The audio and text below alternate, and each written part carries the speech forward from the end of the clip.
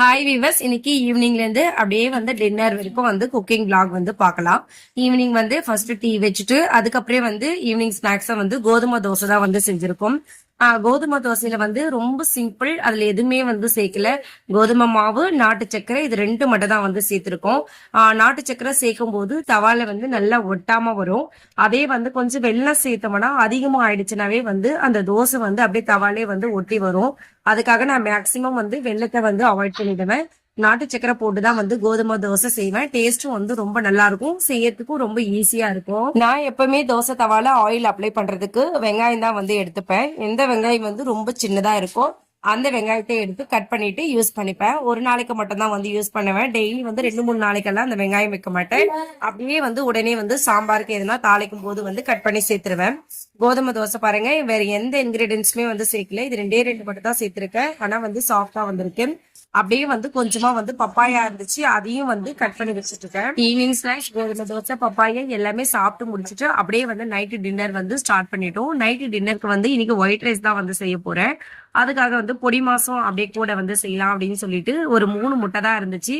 அதுல வந்து பொடி மாசம் செஞ்சுட்டு இருக்கேன். நிறைய வந்து பச்சை மிளகாய், அதுக்கப்புறம் மிளகாய் தூள் எல்லாமே வந்து ஸ்பைசஸ் வந்து கொஞ்சம் அதிகமா சேர்த்து செஞ்சிருக்கேன்.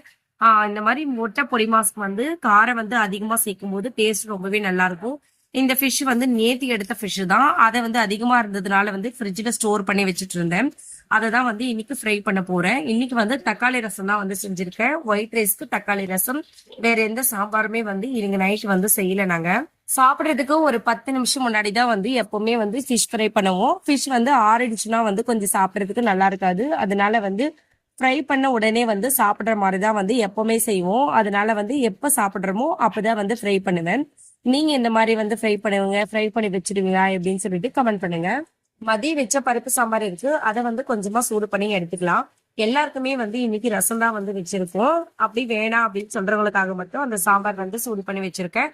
அதவே வந்து இன்னைக்கு நைட்டுக்கு வந்து நாங்க யூஸ் பண்ணிக்குவோம். இன்னைக்கு எங்களோட நைட் டின்னர் என்னன்னு சொல்லிட்டு பார்க்கலாம் வாங்க. எல்லாமே சமைச்சு முடிச்சாச்சு. இப்போ ஒவ்வொருத்தருக்கா வந்து போட்டு கொடுத்துருவோம்.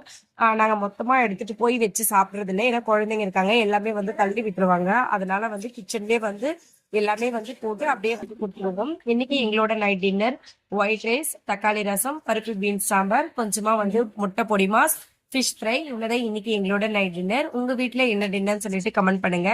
என்னோட சேனல் பிடிச்சிருந்தா சப்ஸ்கிரைப் பண்ணுங்க. என்னோட வீடியோஸ் பிடிச்சிருந்தா ஷேர் அண்ட் கமெண்ட் பண்ணுங்க. தேங்க்யூ.